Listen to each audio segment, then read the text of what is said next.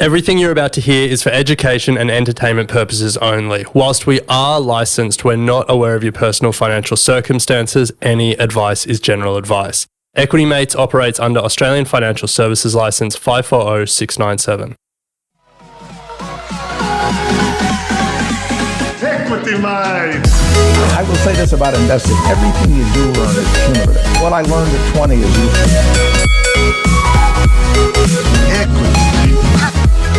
Welcome to another episode of Equity Mates, a podcast where we explore what is possible in the world of investing. If you've just joined us for the first time, a massive welcome to the Equity Mates community. My name is Bryce, and as always, I'm joined by my equity buddy, Ren. How are you going? I'm very good, Bryce. Very excited for this episode. Loving that we're back for a big year in 2025. We've done our bold predictions. We've established our stocks of the year. We've spoken to some great experts already. But one thing that we like to do each quarter is check in on our personal finances, and we do it with a platform called PocketSmith, where we track all of our spending, all of our saving, the money that we're putting towards investing, to really get an insight of where our money is going and if it aligns with where we think it's going. And so every quarter we come on the podcast and we share what's happening and what our goals are for the quarter and for the year ahead in this case. Yeah. And so that's what we're going to be doing today. We're going to be going under the hood and sharing where our money is and where we want it to go. Now, before we kick off, a huge thank you to PocketSmith for their long-term support of Equity Mates throughout 2024 and into 2025. They were founded in New Zealand in 2008, and they are an all-in-one personal finance platform. From net worth to spend tracking to planning big financial decisions, PocketSmith definitely has it all. You can integrate your superannuation, your bank, your brokers, share site, and more to get a complete financial picture. If you would like to manage your money like a pro, PocketSmith has a special deal for Equity Mates listeners. Get 50% off your first 2 months of PocketSmith's foundation plan. To get your deal, go to pocketsmith.com/equitymates. Nice. We'll put a link in the show notes. Now, we've spoken about it a number of times on the show last year, and the most important factor in building wealth is not which stocks you pick, not which property you buy, not how much you even get paid. It's how much you can save. Yes, it is your savings rate. And so for us, the constant quest is how can we improve our savings rate to have more cash flow to put into the market and investment. That is it. And if you don't believe us, there's a book called The Millionaire Next Door. It was written in the 90s, but the lessons still hold today. And what they found, they surveyed, I think, a few thousand millionaires, and it was those that were frugal and saved and then took those savings and put their money to work in investments, in productive assets. Those were the people that got ahead. So the most common car that a millionaire drove, not a Lamborghini, not a Ferrari, but a Ford. And so that is the ethos that we take here at Equity Mates. We want to find the next hot stock. You have a Ford? I actually don't own a car. Alice has one. Yeah, but I'm a bus guy. You're a bus guy. Yeah. So, I take it even a step further. I want to be the billionaire next door. No, but I think, look, we obviously want to find the next hot stock. We want to make money from investing. But I think just as important is the amount of money you can put away to invest. Yeah. And so that's where platforms like PocketSmith can be really handy. Absolutely. That's the name of the game. So what are your goals for the year? Yeah, so first episode with PocketSmith for the year. So that's what this is all about, goals. Yeah. My goal is to increase my savings rate to 25%. Nice. So last year, I was having a look at PocketSmith in preparation for this episode, and my savings rate came in like a scratch over 20%. Solid. So from my after-tax take-home pay, I was able to either save or invest like 20.something% of it, 20.2% of it or something. And when we were chatting on an episode last year, you shared that your savings rate was 38%. And I checked, I went on to Xero and had a quick look, and we do get paid the same. Had to double check that. And as far as I can tell, you don't have some elaborate tax avoidance scheme. So that was certainly motivating for me. That's the 38% is the free cash after everything's paid for, if that makes sense. Yeah. Yeah. And so like savings rate, like we inevitably spend it going on holidays and bits and pieces. Well, or you invest it. Or you save it in your emergency fund. Exactly. Yeah. So it's not at the end of the year I've like have 38% saved. Yeah. Okay. Do you know what I mean? Yeah. But it's like... Oh, so you're including like if you've got a shorter term savings account for like a holiday. It's like 38% is the free cash after mortgage, insurance, grocery bills, everything, even like the spending for beers and bits and pieces on spending. Like after all of that's accounted for, then 38% is savings and investing. Yeah. Yeah. Okay. But inevitably some of that will be spent on, do you know what I mean? I know what you mean. Yeah. I still think... Just to be clear, like I'm not at the end of the year, I won't be able to show that there's 38% of my income has been saved because... Yeah. But like at the end of the fortnight before our next pay, 38% of that money hasn't been spent. Yes. Yeah. I Okay, guess cool. Same thing. Glad we clarified. Anyway, you know what I mean. So my original goal was going to try and get it to 33%, and I'll talk to some of the numbers in a minute, but I realized that was probably unrealistic. So my goal is 25%. Okay. What about you? What's your goal? My goal this year is we're going to get some financial advice because I think over the last 12 months, I've really understood the power of trying to reduce your non-deductible debt as fast as possible. Yes. And not necessarily reduce the principal. Well, yeah, reduce the principal, but change your non-deductible into deductible debt. Yeah. Well, I mean, what we seem to learn time and time again when we speak to advisors on the podcast is that some of the most effective wealth building strategies really center around tax minimization. Yes. And whether that is, if you're a homeowner, finding ways to turn your non-deductible mortgage debt into tax-deductible investment loan debt. Yeah. Or if it's through things like education and investment bonds. Yeah. Or if it's through, other tax structures. Yeah. So that's the goal for this year. So as I go through the journey, I'll certainly unpack it. But over the summer, we sat down with an advisor and spoke about what our goals were.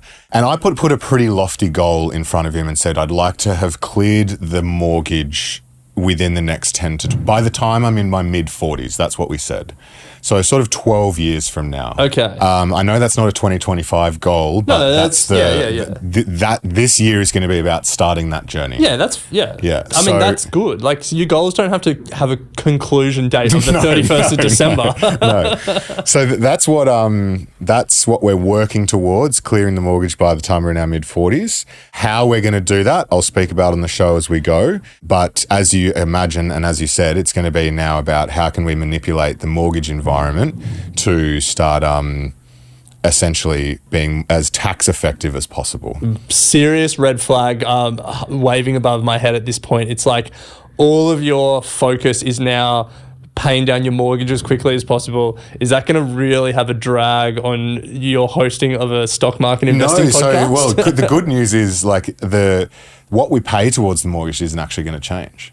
Yeah. It's what we can do with the redraw or refinancing and pulling equity out and all of that sort of stuff, and actually going out and buying more assets. Yeah, okay. Under a loan environment. So it's not like take all of that cash flow and just pour it into the mortgage. Okay. Oh, that's interesting. Yeah, it's like we'll actually probably end up taking on more debt, which is make it deductible, the scary part. Recycle the investments back into the mortgage. Exactly. Yeah. What it might do is change risk appetite a little bit because it'll be effectively a leveraged portfolio because you'll be leveraged. So this whole conversation I had at the end of last year around my leveraged ETFs, like you'll be leveraging on leverage. Yeah. So whatever. Balls deep. All right, so anyway, we'll unpack it as we go, but that's the broad goal. Yeah. Yeah. Okay, nice. And I'll unpack I'll chat a little bit about it in a bit more detail later on. But talk us through your 25%. Okay, so as I said, the original goal was going to be 33%. Could I try and do it? So I looked at the numbers on PocketSmith and like my broad categories. So this is what 2024 looked like for me. So mortgage was 43%. Yep. Can't do anything about it. This is from my after-tax income. So tax is already out at this point. Mortgage was 43%. Saving and investing, as I said, was 20%. Groceries and eating out, and so that's like food broadly defined, was 15%. Subscriptions and bills was about 15% as well. And then miscellaneous spending was the remaining 7%.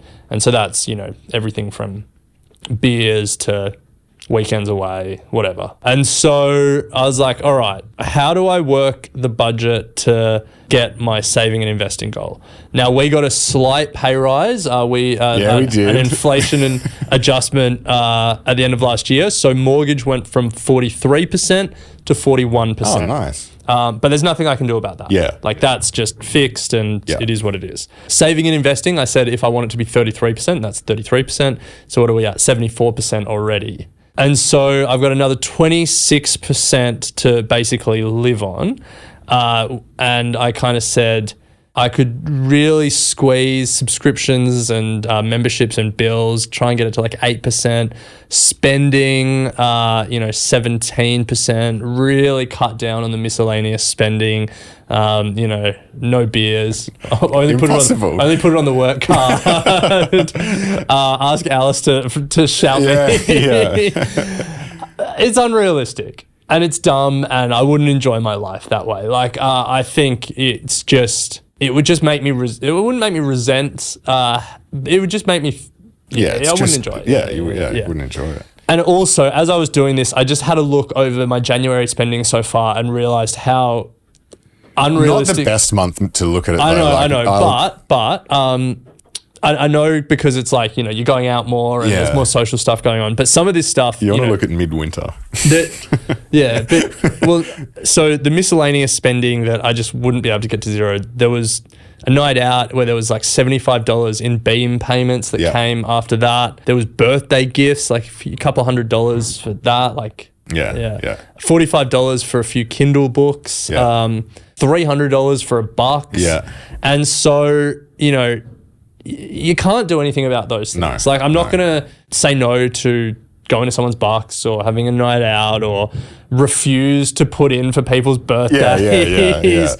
I'm not going to stop reading. I mean, I guess I could go to a library, but Kindle's so convenient.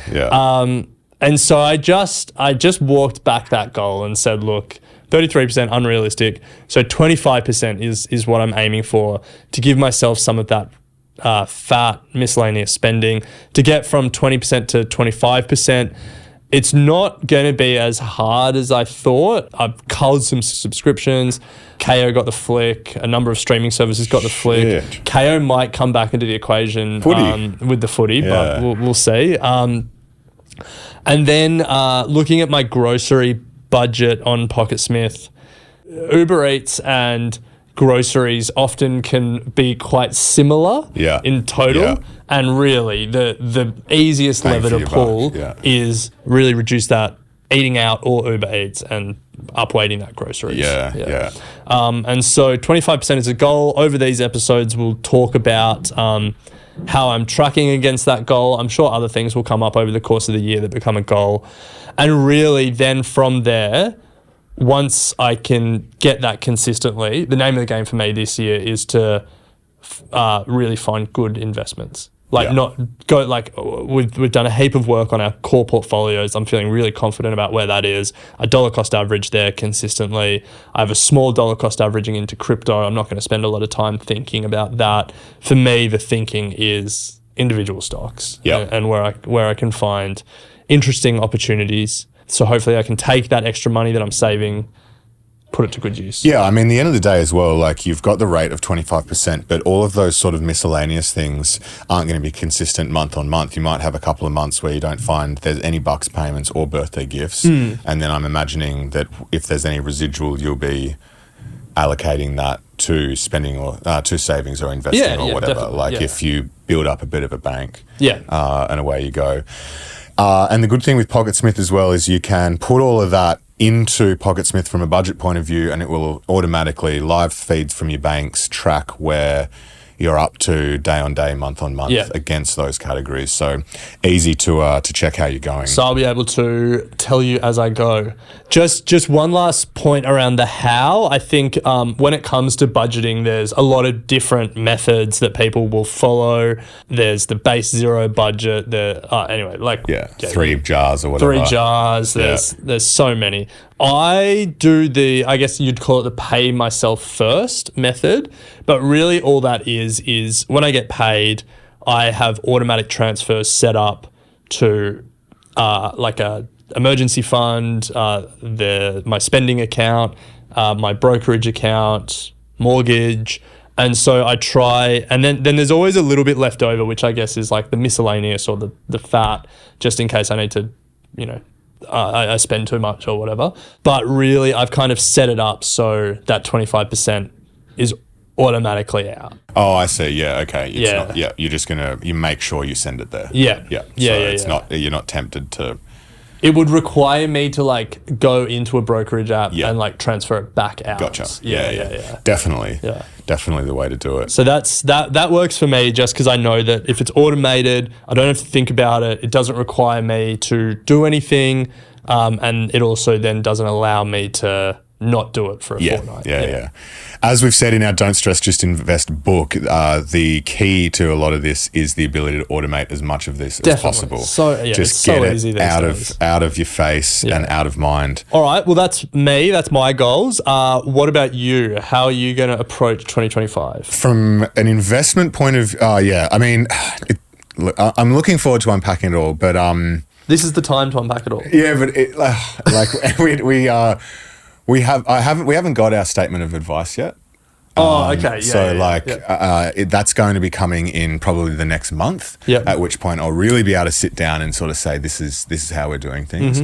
But broadly, from an investment point of view, the strategy will remain the same: core and satellite. Yep. That's not going to be any different.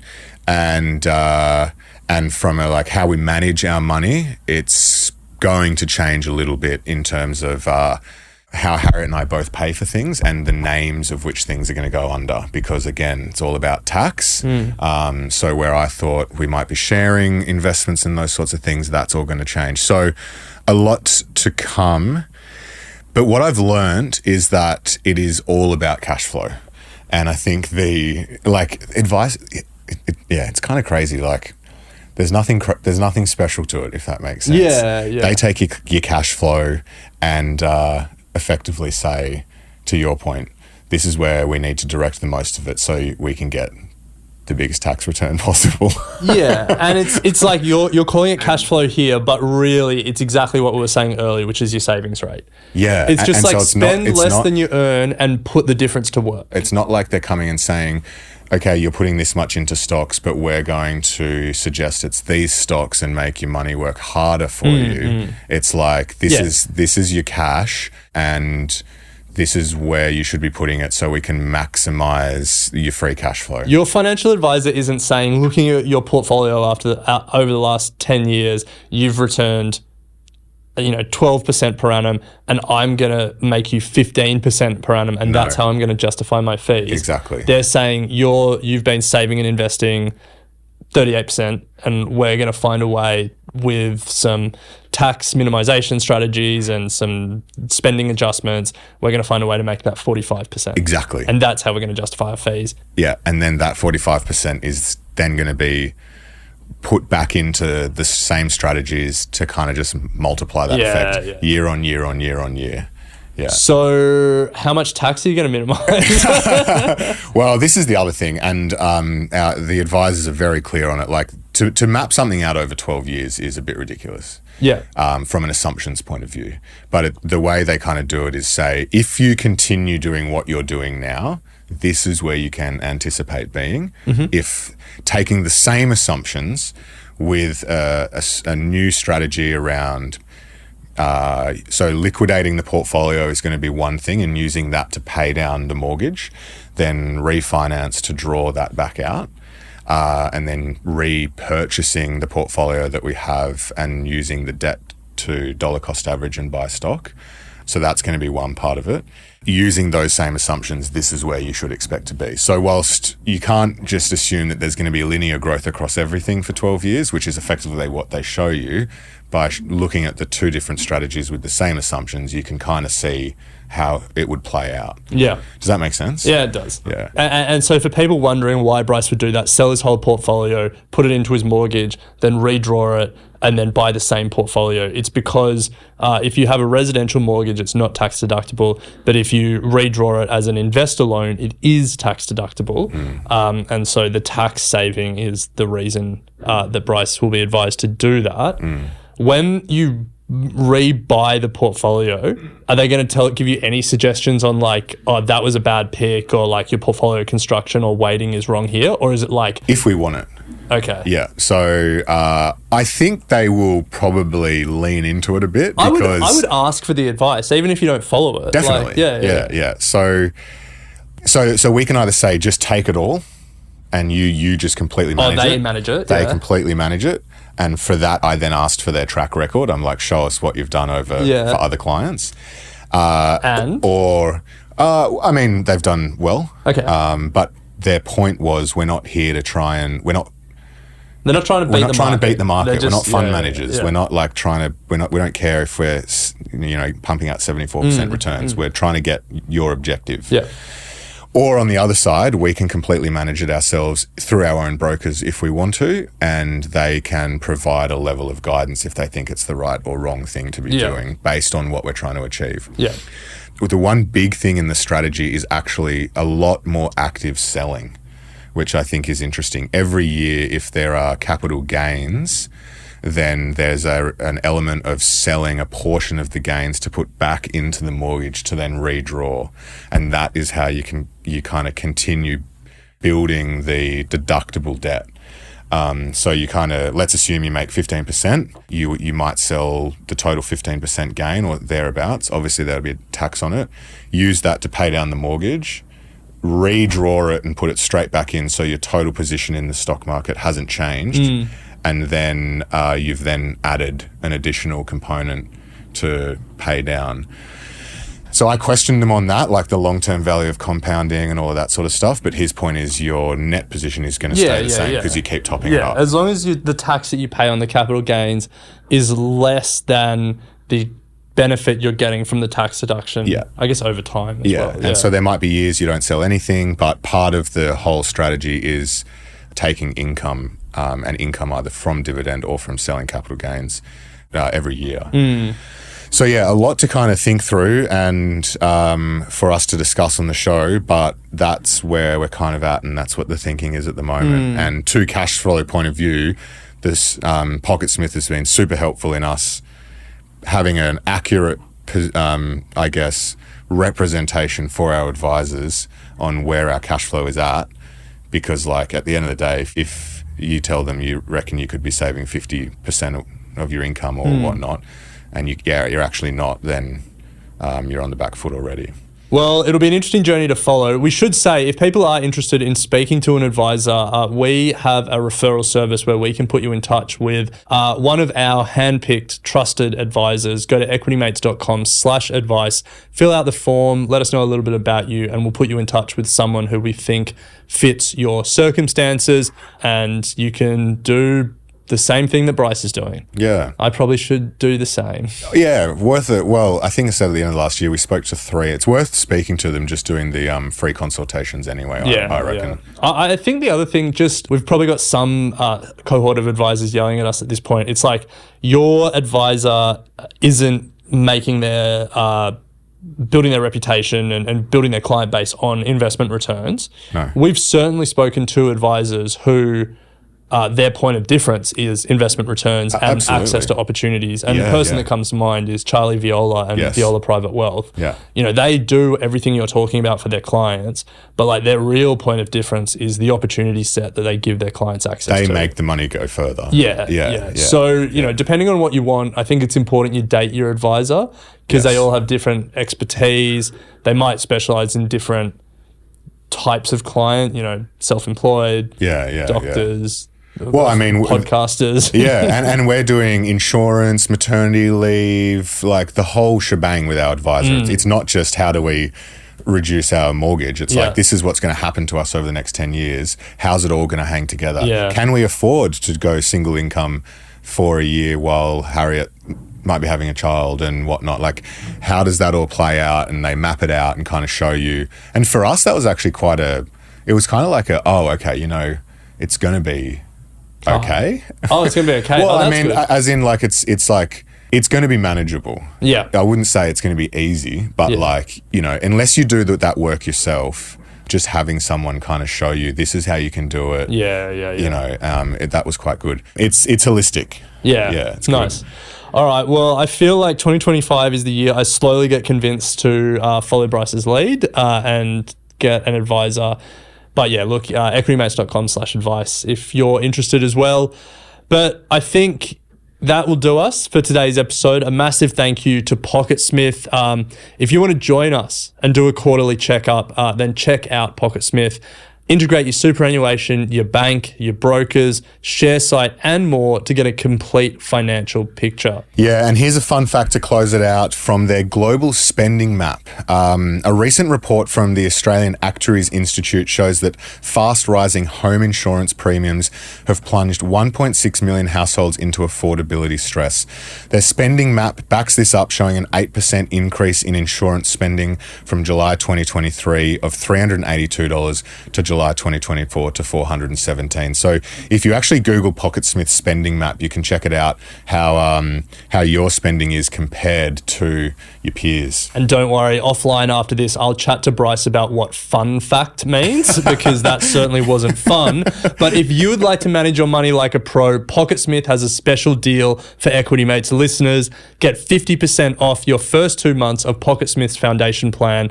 To get your deal, go to pocketsmith.com/equitymates. Love it. Well, that brings us to the end of the episode. If you haven't joined us in the Facebook discussion group, make sure you do. Plenty of activity happening in there. We love to hear from you. But as always, Ren, we'll pick it up next week. Sounds good. You have been listening to an Equity Mates Media production. In the spirit of reconciliation, Equity Mates Media acknowledges the traditional custodians of country throughout Australia and their connections to land, sea and community. We pay our respects to their elders past and present and extend that respect to all Aboriginal and Torres Strait Islander peoples today. This podcast is intended for education and entertainment purposes. Any advice is general advice only and has not taken into account your personal financial circumstances, needs, or objectives. Before acting on general advice, you should consider if it is relevant to your needs and read the relevant product disclosure statement. And if you're unsure, please speak to a financial professional. The hosts of this podcast and their guests may have positions in the companies mentioned. Equity Mates Media operates under an Australian Financial Services Licence 540697.